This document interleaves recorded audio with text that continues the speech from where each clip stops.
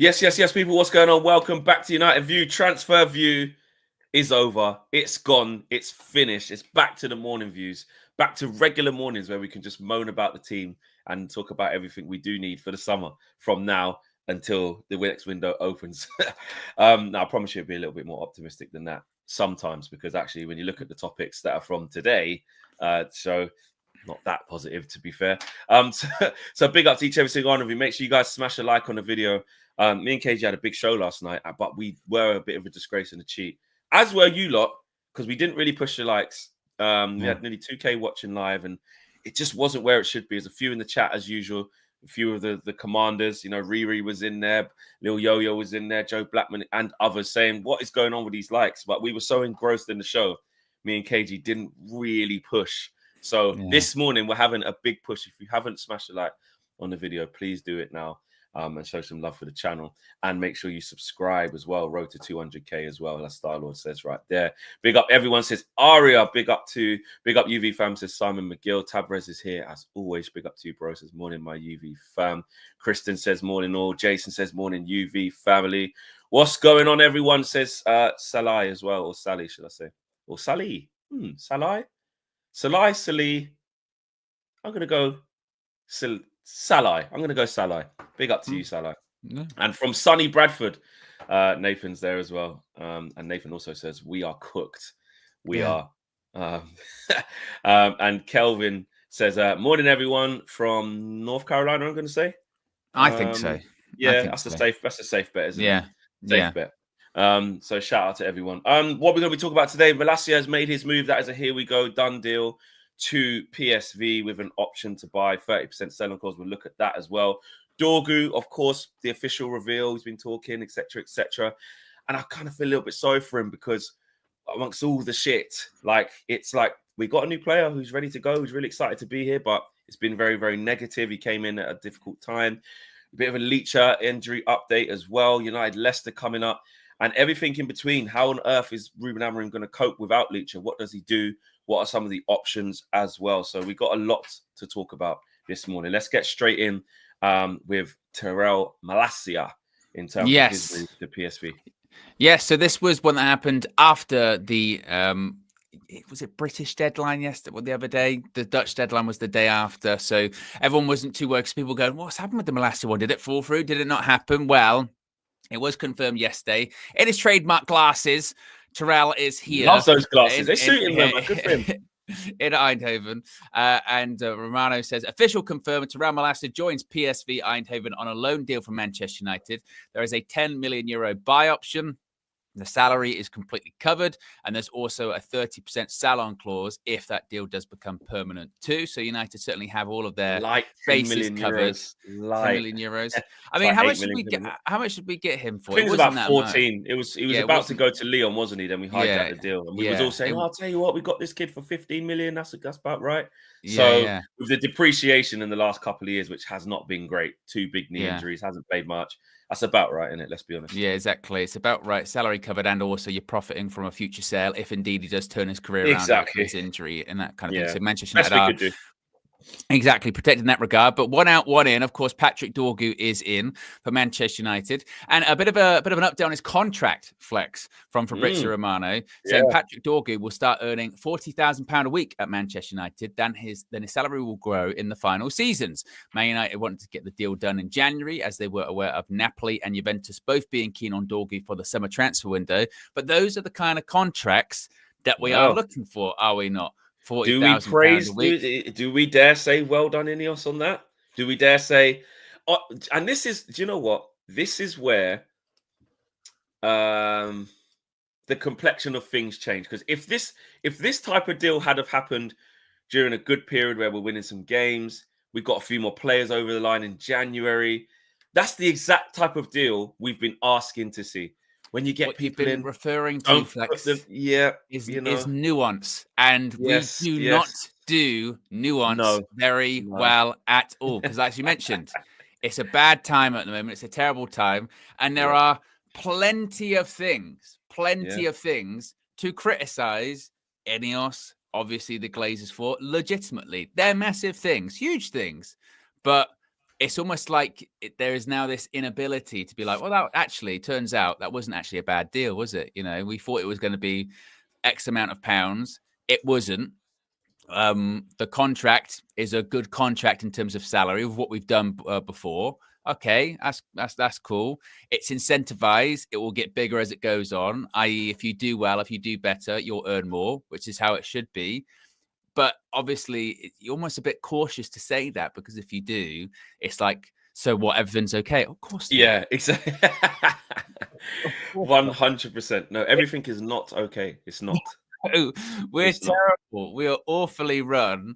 And it goes back to kind of, I suppose, the general feeling of coming out of this January window. And I spoke about this yesterday morning. And I'd be interested to know what you think about this, Flex. Of like, obviously, it was disappointing in the window in terms of, maybe we wanted a striker, couldn't get it, and we wanted more, and some players got moved on, and obviously where we are in the league, it's not great at the moment. But then when you do take a sort of step back, you go, yeah, but we didn't panic, which is, I suppose, good. We usually panic. The more that comes out about the Matisse Tau deal, the worse it actually looks. I mean, have you seen like the sort of more finer details of sort of actually the finances involved? How much they paid for the loan? Yeah, how much they paid for the loan? Yeah, wages covered, sending him back as well. And you go, well, actually, we said no to that. Right, like, no. Just go, yeah, that's not. And also, our issue with the strikers at the moment is we've got some really young players who don't score goals. So what we're going to do, get another young player that hasn't scored a goal this season? That would seem a bit silly, wouldn't it? I don't know. But then you also do look at the sort of on the Man United website where you see like attackers, strikers, more of them are greyed out than are actually in colour, because most of them are out on loan and away. So it's a weird one, because you sort of go, well, I guess it's good we didn't panic. But also, we did need a couple of people because we're also light. Yeah. So it's this weird mix. And also, season write-off because we're shit and we're going to finish like bottom half anyway. So I don't know how to feel. It's all of those things. Because, again, you learn a lot when I say you learn a lot. You can listen to some alternative views outside your own bubble when you talk to neutrals, right? Some neutrals are sensible and go, listen, I can see where you're at. You've got to reset. You've got to stick by this guy. You've got to get them players out. It's going to, as long as your fans know it's going to take 3 years, you've got to stay. And then other ones are like, it's total load of rubbish. These guys come in, there's been no improvement. You're losing more games than you did before. You've let go of one of your best players in Marcus Rashford, and you let go of another forward in Anthony, and you ain't got no one in. That's even worse business. What are those guys doing? You get all of that. So you have to be careful listening to neutrals, because also it can confuse you. But when you do listen to some of them, they do say it's like, well, all of a sudden your team is weaker because you don't have as much bodies, like physical bodies. But overall, that is the piece by piece, layer by layer. When you're uncovering and opening up the wound, as they say, to then really do the operation on that area, you're going to encounter this shit. Like players going for not that much money, players coming in that are fairly cheaper, bad results. Like you're going to get it all. And that's where I am with it. I know it's total chaos. Like it's utter chaos. And like you say, the Premier League season is, I know people haven't liked when I've used the term free shot and stuff like that, but it is now. It is experimenting. It is like the fact that he's trying different things and that to work out what it can never happen again, or trying to find different solutions in this moment. Well, that is like him trying to tweak some things. It ain't working with Raspberry. And this is me talking to myself when I've been angry saying, well, that didn't work playing Kobbie Mainoo. You can't do that again. I don't know why he's done that. But in the whole scheme of the thing, it's like, we're not scoring goals. I need to look at different stuff. It's not working with Rasmus. It's not working with Zets. For a game, let me have a look what that looks like. Are we going to be more fluid? Are we going to create more chances? We probably wasn't in the end. So now he goes to a different thing, right? Okay, that didn't work. I'm going to have to pick one of these, and I'm going to have to give one of them some confidence at the end of the season. Do I just give Xerxes an extended run and say, right, you know what? Or do I just go, there's nothing, let me just keep changing game to game? It is a write-off. And then you have to just think, what best for the cups? Depending on the draws we get, if we get a Lazio over 2 legs, if you get a Galatasaray, or if you end up playing against Spurs over a couple legs, whatever you need to do to get through just those games. Like, you just have to do that, because what I can see is there's no longevity in whatever we can do this season. The only longevity is that the system is going to stay the same. There isn't really much longevity anywhere else. A few players, you could say there's a bit of longevity. So you might say, I don't know, Ahmad, like, he'll know and learn this system, whether it's right wing back or right 10. You might say, because it's Amorim and he wants to get his ingredients and he likes this guy already, Ugarte, you could say, well, he knows this system. Once he gets what he wants, he'll be happier with him. Bruno's just the captain and probably carry on. He can play in different positions. You know, there's not a lot that will stay as this apart from the system. So I suppose it is about just getting through, trying different things, and just it is a weird one, because I think that everyone's the argument, and I can see it in the chat quite now, actually, that it is quite mixed in the sense that some are like, look, we are painfully short, we are threadbare. We'll have some people come back from injury, but they're the people that get injured all the time. In attacking positions, we're weaker now coming out of this window, which is factual. You know, we've lost players, we haven't brought anyone in, and we also don't score goals. What are we going to do? If we have an injury to one of those players, we are screwed. But then the other side of it is, we used to panic all the time. We've always panicked. So the fact that we didn't, and the fact that we've begun the process of moving some players on that have been really difficult to move on, isn't the worst thing in the world. And when you look at that Tau deal, I just got it up in front of me, the thing I saw yesterday from Florian Plettenberg, who would know. He said FC Bayern will receive a loan fee of 10 million euros for Matthias Tau. In addition, Tottenham will cover 5 months of his salary, amounting to around 2 million euro gross. For the summer, Spurs have secured an option to buy of around 55 million euros, which can rise to 60 million euros with bonus payments. However, Tal has made sure that he will have the decisive say in whether Tottenham exercise the purchase option. There is no mandatory buy clause, as Bayern initially preferred. This was also Tal's request. So essentially, you know, Spurs are forking out all of this money here. 10 million euro loan fee, 2 million euros. Your muted face. 2 million euros gross in terms of that. So 12 million euros overall in terms of a buy-in, and also that buy option is actually critical to whether that buy option is critical to whether he actually wants to go to Spurs, which initially he didn't. So it's option. What do you mean? Is options not Spurs' option? So it says for the summer, Spurs have secured an option to buy of around 55 million euros that could rise to 60 with bonus payments. However, Tal has made sure he will have the decisive say in whether Spurs exercise the purchase option. It's not mandatory. So he's got an option on top of the option. Basically, if Spurs said we're going to activate, he could buy, I don't want to go. And then he'd be like, but you see, that was what we were talking about. And again, and this is my point. Bear in mind, you know that he didn't really want to go there anyway. He's in a brilliant position. They're getting fleeced of 12 million euros. So from a United point of view, they were right to say no to that. And the counter argument to that I have seen is, well, it's not necessarily just about Tau. Don't focus on just Tau. That was just because it was the end of the window. Why didn't they do it, earlier on? Why didn't we find other attacking players earlier on? And then you would then also have to sort of have a look, I suppose, at the wider market, which is, well, Arsenal were in the market for a striker, an attacking player. They didn't get one. Yeah. Chelsea were in the market for attacking players. They didn't get it was initially touted early on in the window. They didn't get one. We're not panicking. Fair play. City were. They got Marmoush, but they spent the most money out of anyone in the January transfer window. They went in and they you could say they 180 million, and see. But Marmoush, I think, is on like 250k a week. A lot of money.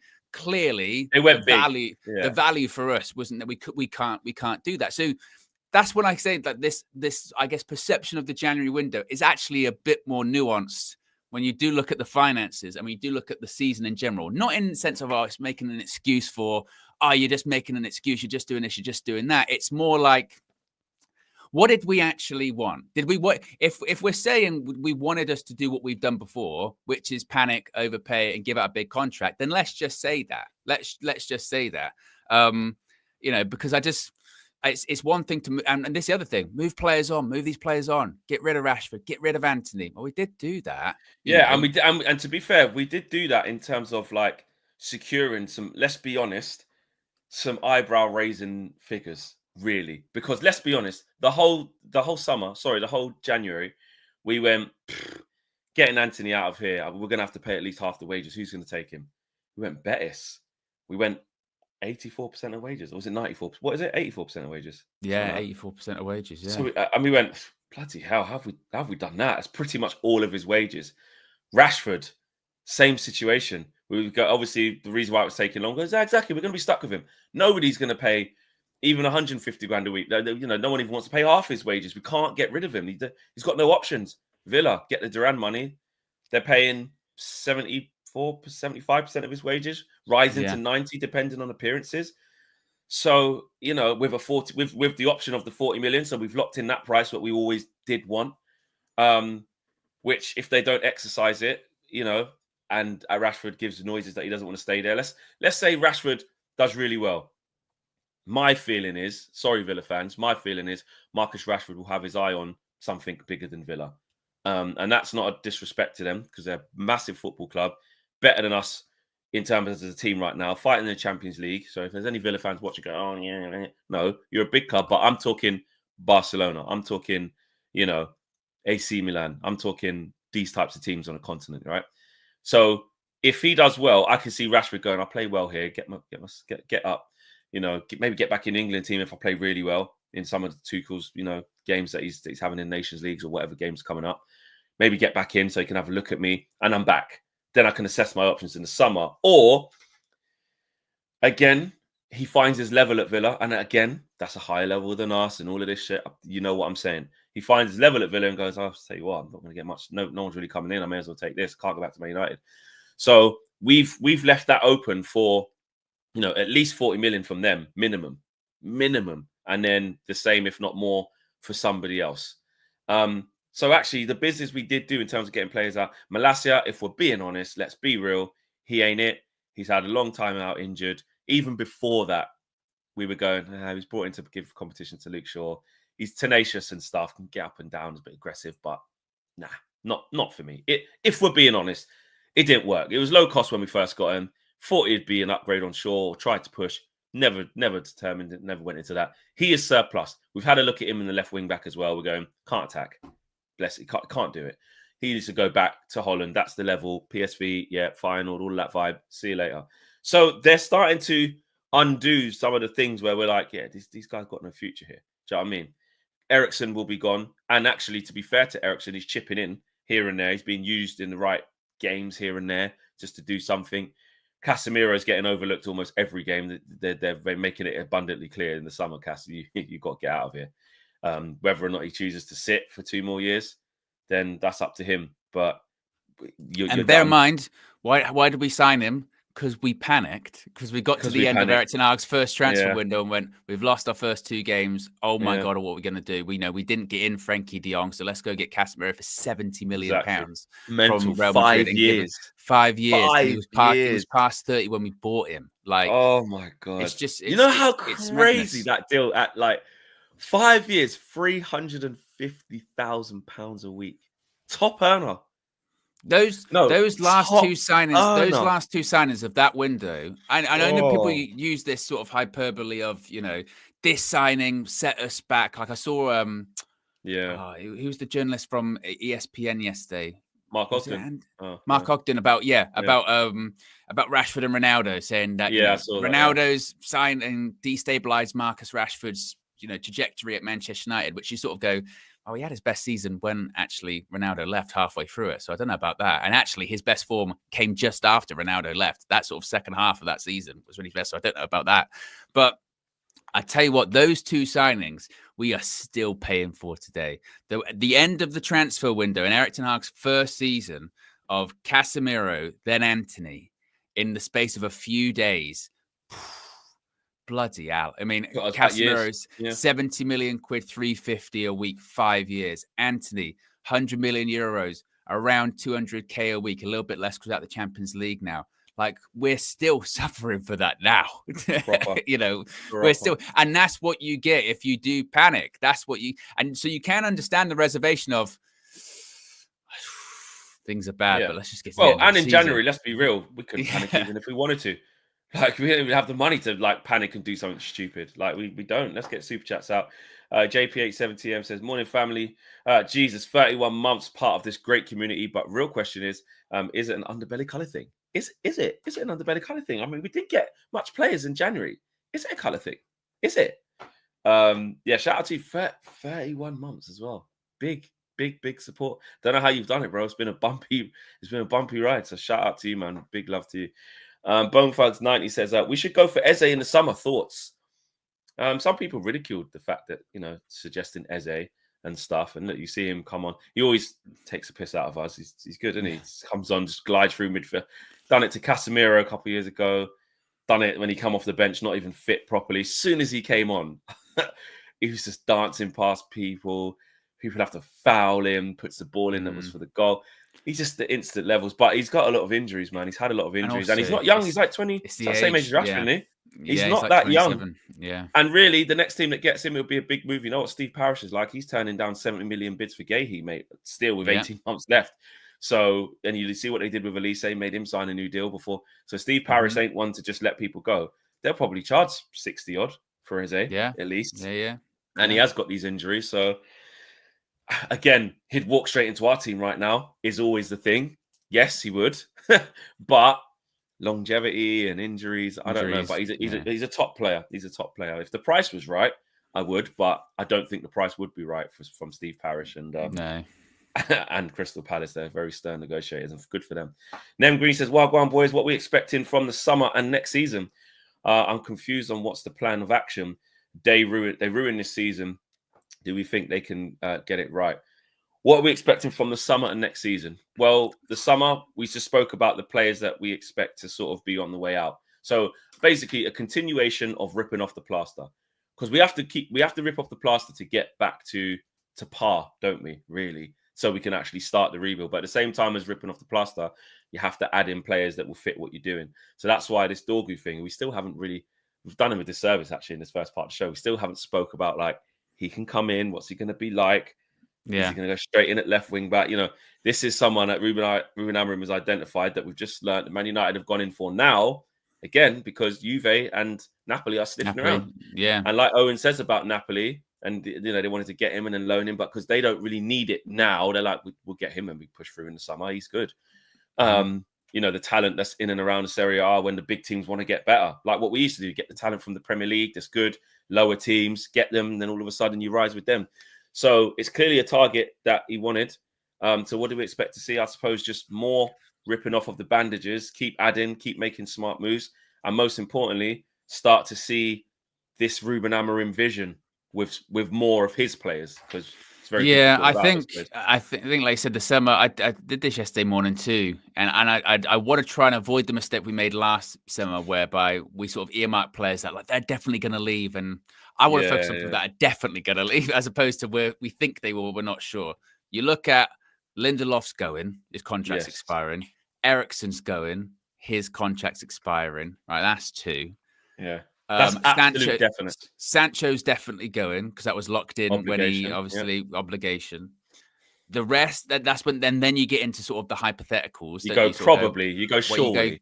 You go probably Antony again, probably Rashford, especially if Amorim's still here. Probably, Yeah. It's okay. I don't know about Casemiro. He gets linked to Saudi every window, so I can't even say that.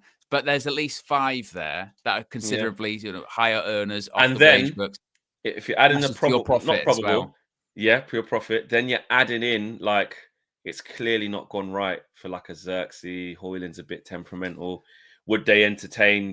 If Serie A come in for one of them 2 again, they go back there. Yeah. That Man United wouldn't say no.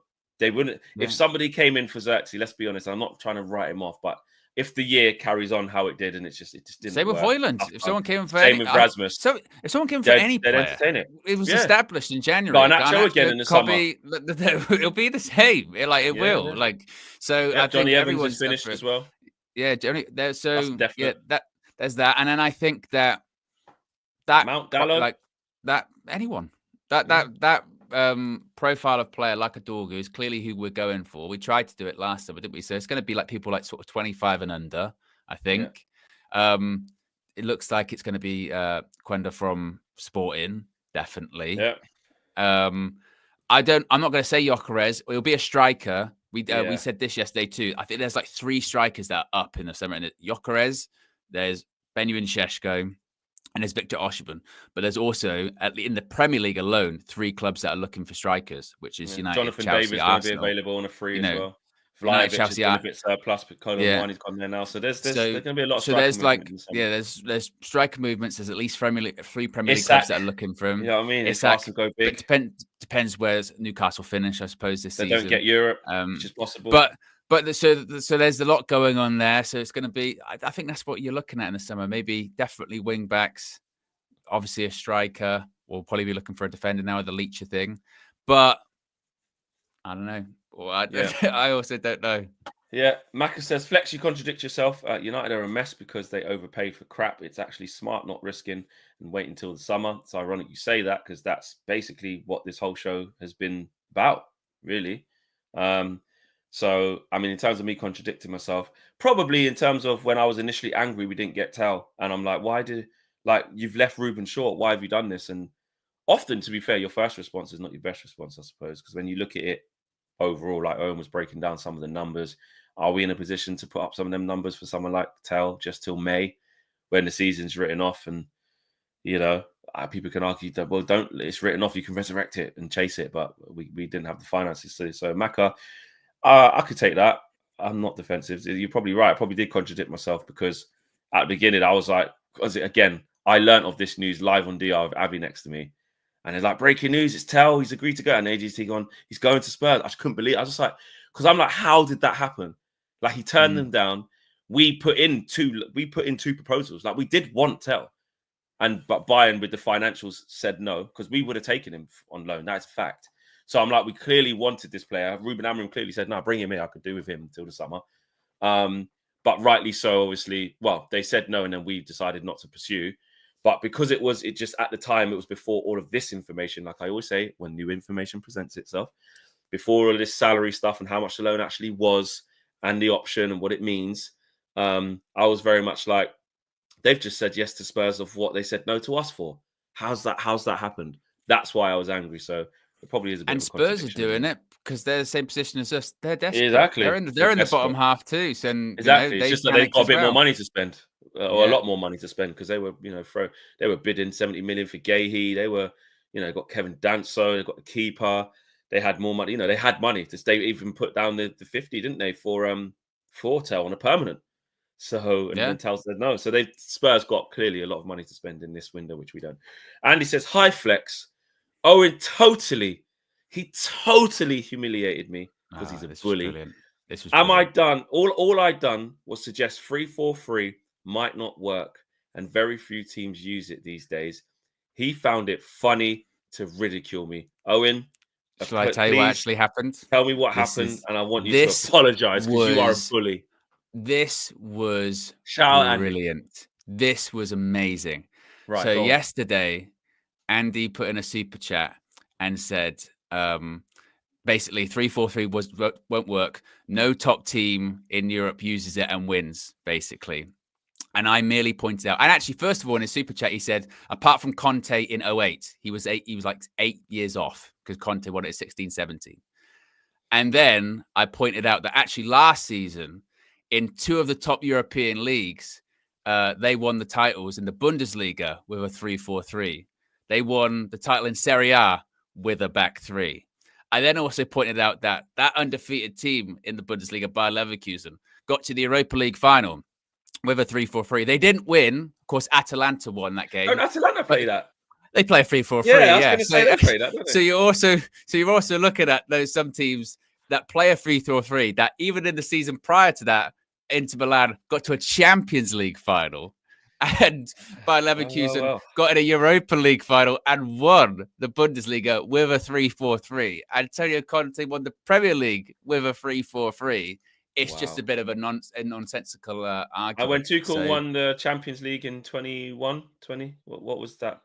But teams, they just don't play with 3-4-3s and win things, Flex. No one does it in Europe, apart from last year when several teams in Europe did it and won the league and won, major European trophies doing it. It was very strange. Right. So now I've been presented with new evidence. Andy, you got to hold that, bro. Like, I don't think he did. I think you humiliated yourself by the sounds of what the chat's saying, by this recollection of events. Do you have a response to this, Andy? Is it time for you just to, as we say in the Yardman thing, just cease and settle, just settle yourself. Sometimes you have to just want to relax. Yeah, you got it wrong. Just admit you got it wrong. You made a bad take. You made a bad point. We all do it. You jumped the gun. You thought you was maybe making a smart comment, and it wasn't. You got corrected. As someone else pointed out, is actually as well. It wasn't. I suppose if you want to count the Portuguese league as a top European league, it was actually 3 major European leagues because obviously because Sporting won it as well. If you want to add that in, destroyed Man City with it, didn't they? Destroyed them. Probably does work, doesn't it? Yeah.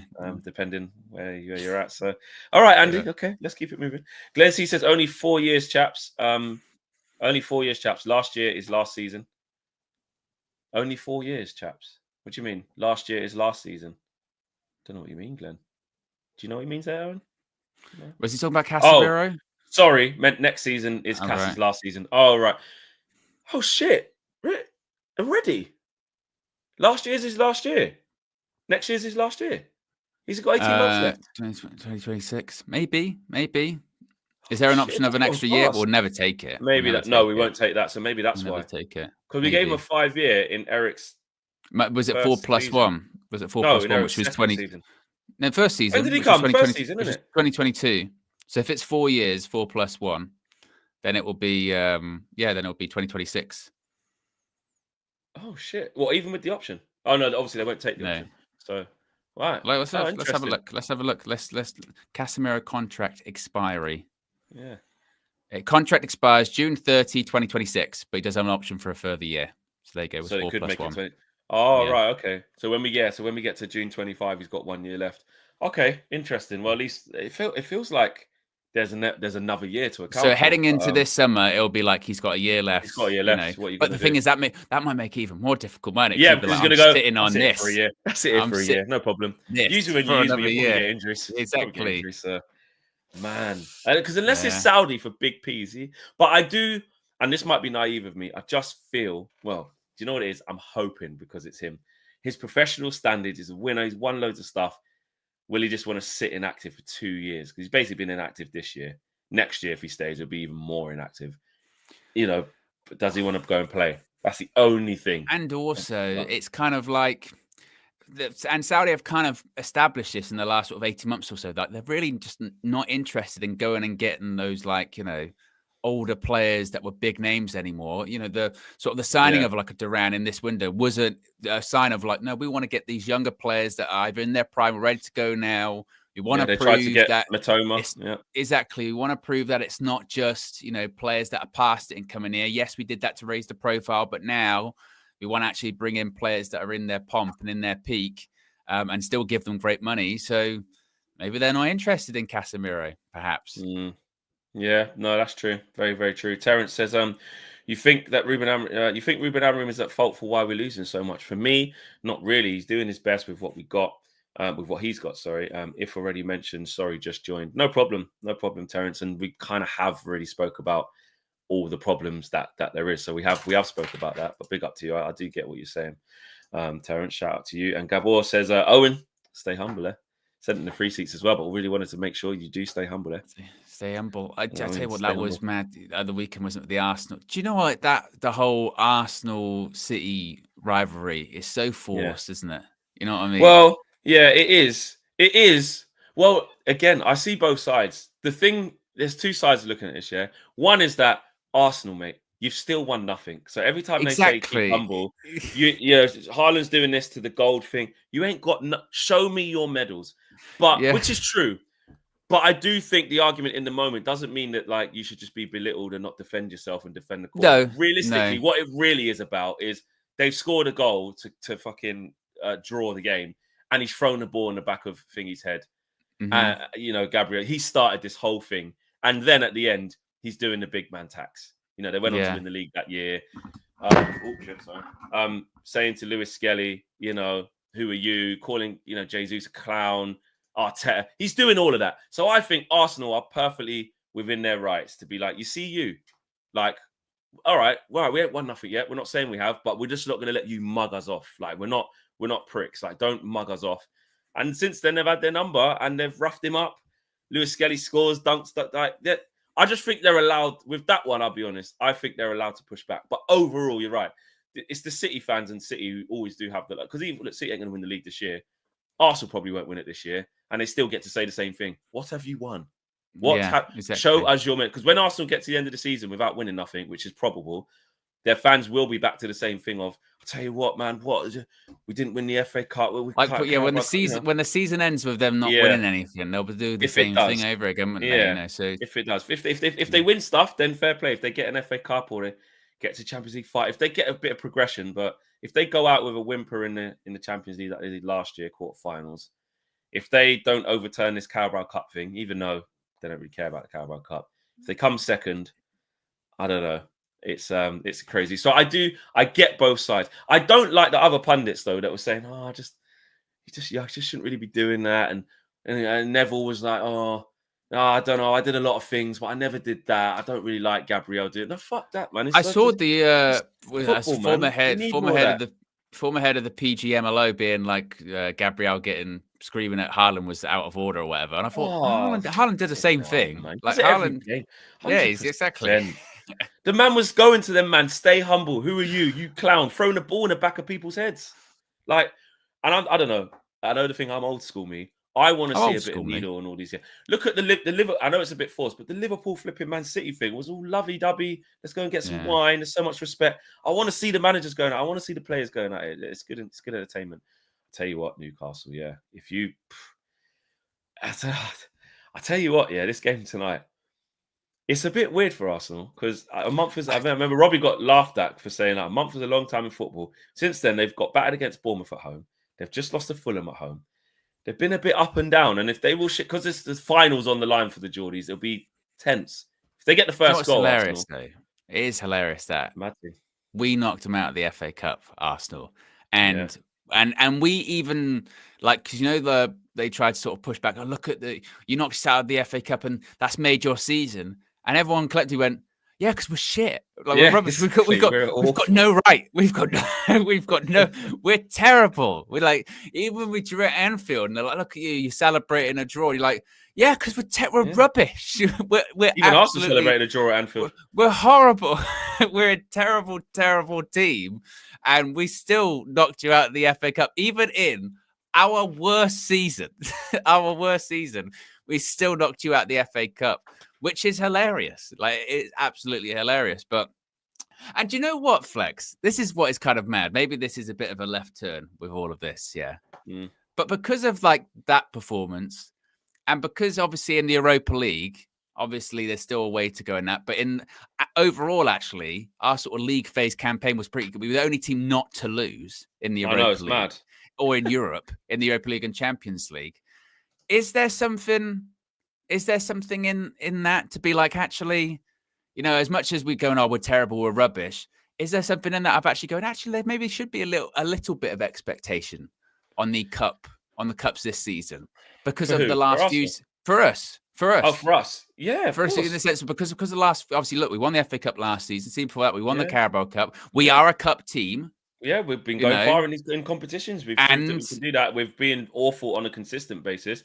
We've proved in one-off games, and we've proved that even this year, being at the pits of hell this year, shocking. We've proved that if we go to the Etihad, if we go to Liverpool, if we go to Arsenal, ironically, we haven't played any of the big six at home yet with Ruben. So that's going to be interesting because we're shocking at home. So our predictions for that would be we get moved to, but actually the game changes against these teams because they play at us. They play at us, and this is again even at home. People wouldn't mind if we sit back, stay in the game, same game plan because we're playing far superior teams. It's when you're playing Southampton, Bournemouth, Forest, Brighton, even though them teams have ended up being better than us, by the way. But there's an acceptance that we still have to take the ball be on it. When Arsenal come in, what is it, next month? They're going to be hunting down the title, whatever. We can we can play exactly how we played at the Emirates against them. Liverpool, we're done with Liverpool now. Spurs, we're done with them. Man City got to come. So again, you can play in the same way. They got to play Villa Spurs. have to come. They got to play Spurs next weekend. No, but that's away.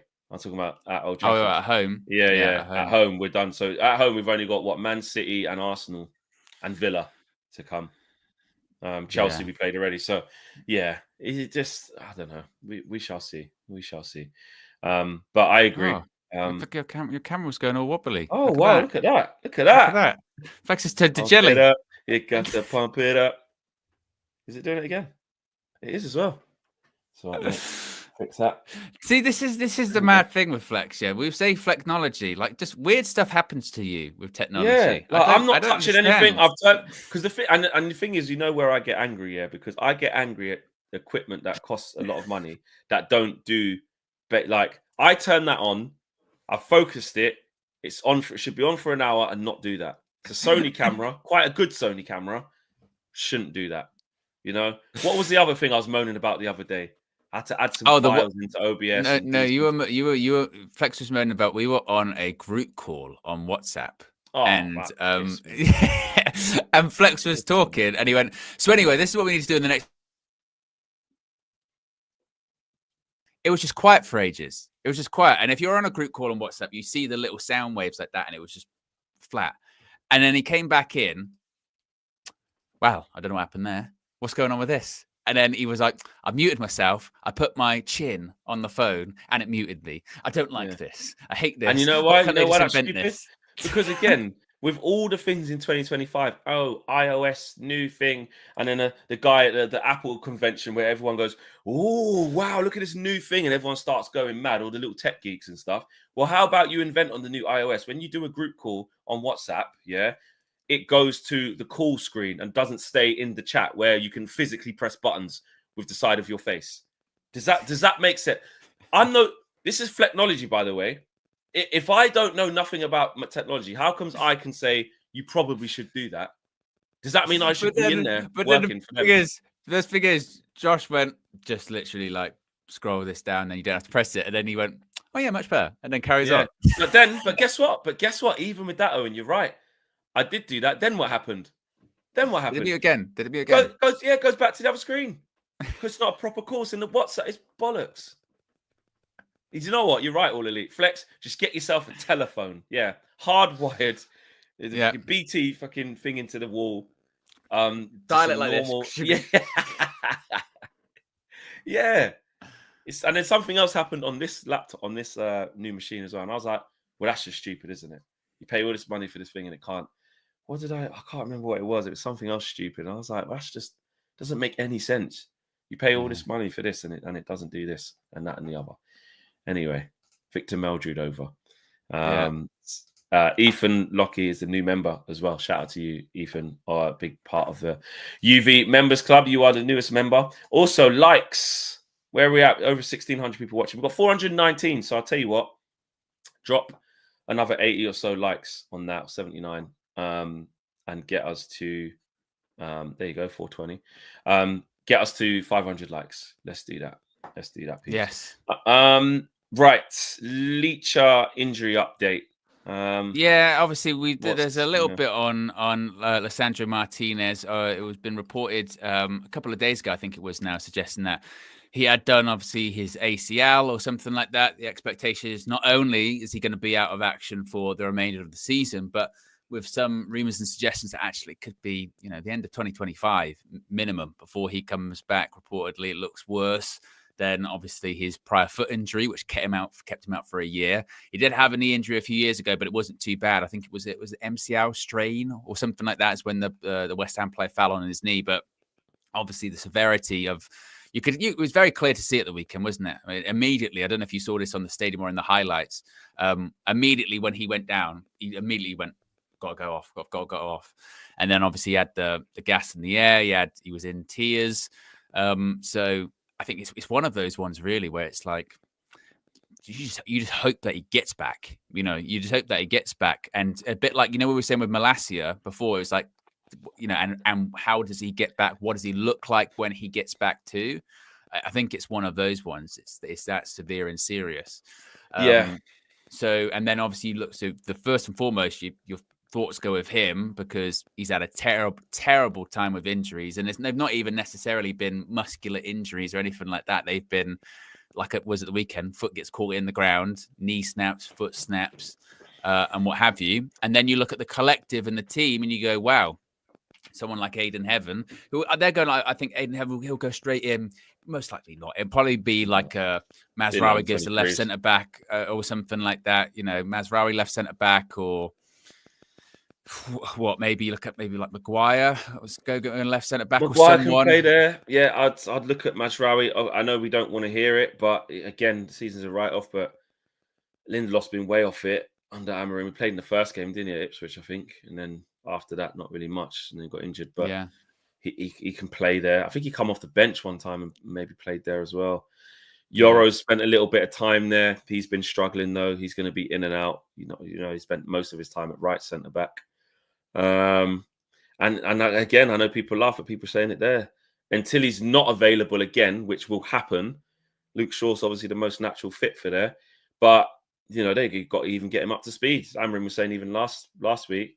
Obviously, he's training with the team. He needs more training sessions to even get fit again. And even that is going to be back to going to play full games, play 45 minutes, come off.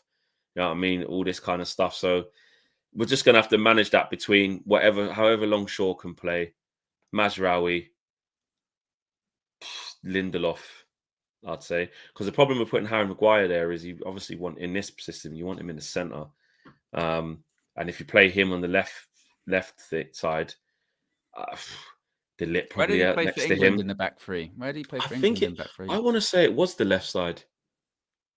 I think it was the left side. Was it not him, Stones, and I'm trying to think. Who was it? Who was the third one? Was it Walker? And then Trippier, full-back, and Shaw, the other wing-back. I think it was. I'm sure it was left centre back. Go to the Italy team. Go to the team that happened when we played Italy in the final.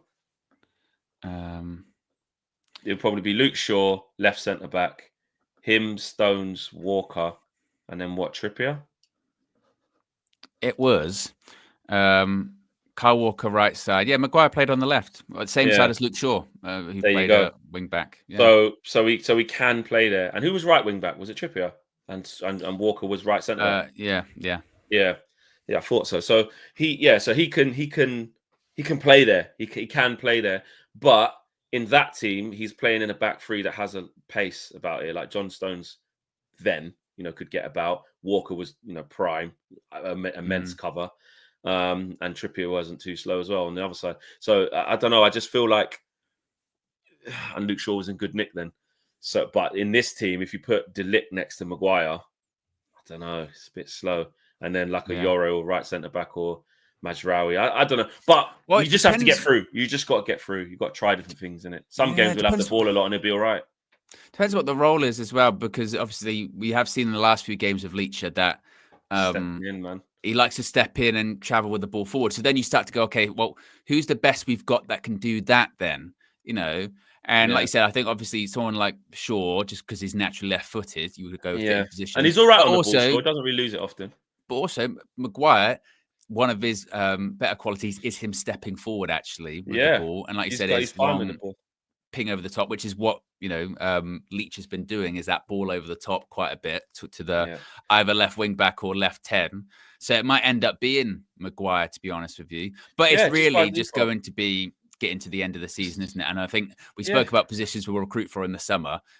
With that injury to Leach, I'll be stunned if when they're looking at centre backs, they don't look at another left centre back. I mean, obviously we've been linked with Jared Brantwaite forever, but I'll probably circle back again, and other people that can play at left centre back, because obviously Leach is going to be out for so long, and also, you don't know which version of him is indeed going to come back. You hope, and it's really unfortunate for him because obviously he has had a difficult season and he has struggled, but you felt like in the last couple of games he just started to really understand that left centre back role better, And that coincided with better performances. Obviously, got the winning goal against Fulham, but he'd been playing well, and he looked one of our most sort of creative players. And that's going to be a loss because we don't have a lot of creative players. You're not going to get that from any other player. That he's the only player that we have in our team that can pass like that, progress the ball like that from deep, be that comfortable stepping in. Harry Maguire can step in a bit, but his passes between the lines, like short, crisp, that's not the big switches and stuff he can do. And he's all right with the ball, but he's not. And obviously he's not left-footed as well. So the angles of pass will be completely different now as well. So yeah, we're just going to have to just make it through. It's not going to be great. It's going to be a severe downgrade to what Leicester was doing. So, And I do worry for him because, like you said, when you get to the summer, it's 3 big injuries now. We need to go and invest in it. Luke Shaw probably won't move in the summer because no one ever comes in for him, but he's still going to be here. You're looking at it going, we need another left centre back now who, is left-footed. It's going to start going into that territory of got to spend because if he's out until calendar year, like it's very possible, Christmas time. If he's out for that long, then he comes back after that into the turn of 26. What's he going to be like? You can't afford to write off next season as well. Like we have to go and spend. That's not unless they, Heaven. They're really happy with what, and they think, nah, we've got him, we've got Euro. It's time for them now. I don't know, but my fear is that they've probably got to go buy someone.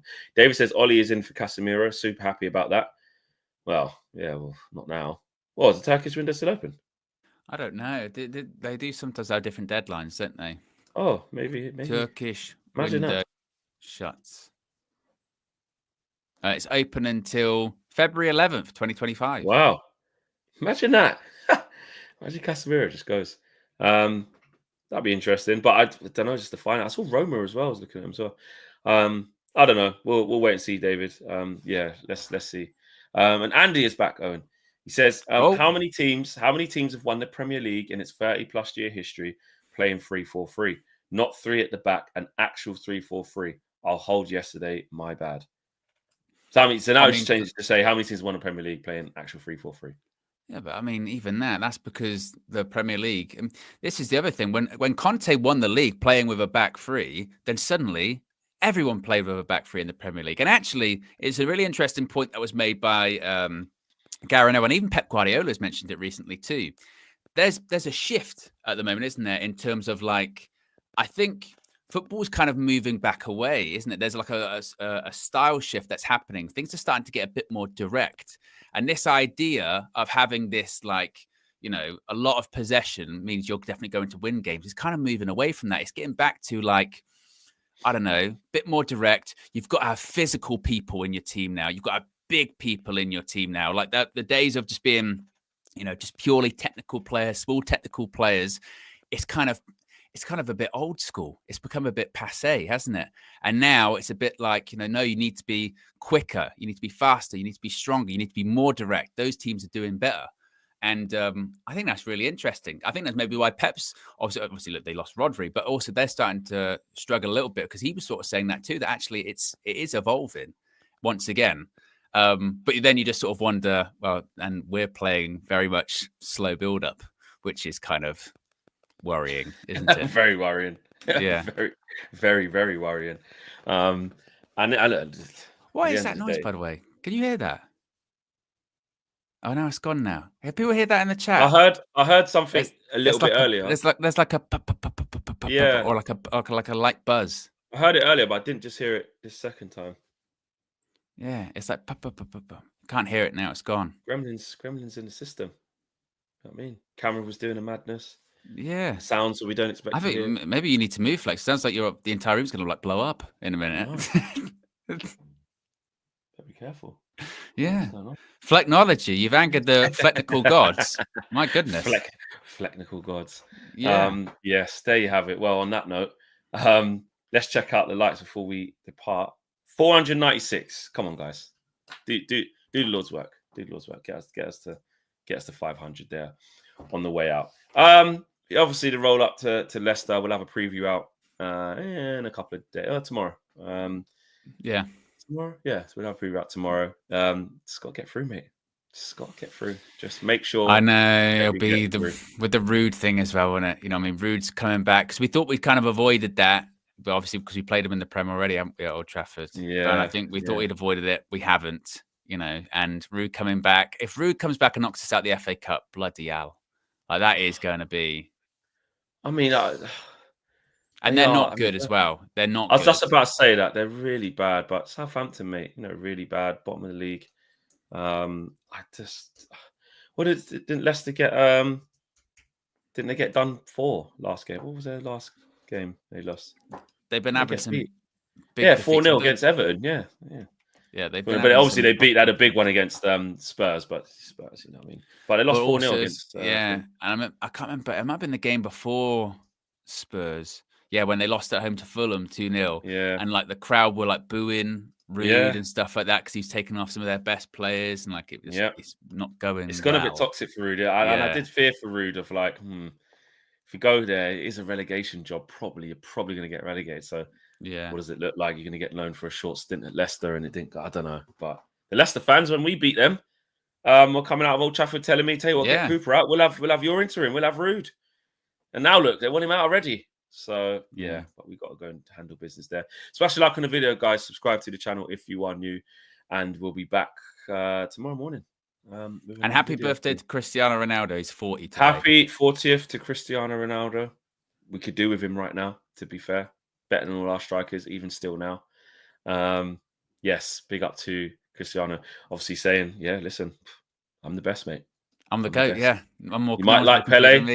You might like Maradona. You might prefer Messi. That's fine. I'm the most complete player, mate. So we'll leave you on that one. Is Ronaldo the out-and-out GOAT of football ever? Take care. We're gone. Peace.